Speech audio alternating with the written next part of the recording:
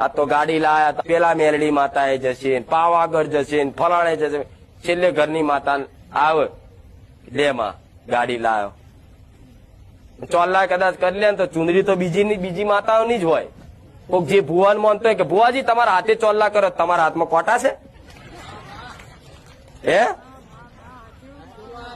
તમારા હાથમાં કોટા ઉગ્યા છે? અને ભુવાના હાથમાં શું ફૂલ હોય છે? કે લાવો ભુવાજી તમે ચોલ્લા કરી આલો. અરે આ બધી માનસિકતા બધી કાઢો બહાર. તમારા ઘેર સાધન આવ્યું તો કોઈ ભુવાને બોલાવવાની જરૂર નહીં, કોઈના હાથે ચોલ્લા કરાવવાની જરૂર નહીં. તમારી ઘરની એક નોની અમથી કુવાસી હોય ને એના હાથે ચોલ્લા કરાવજો. જગતમાં કદાચ હું માતા એવું કઉ છું, સાધને તમારી માં બેહી જાય, પણ વિશ્વાસ તો તમને પારકી માતાઓ પર જ વધારે છે.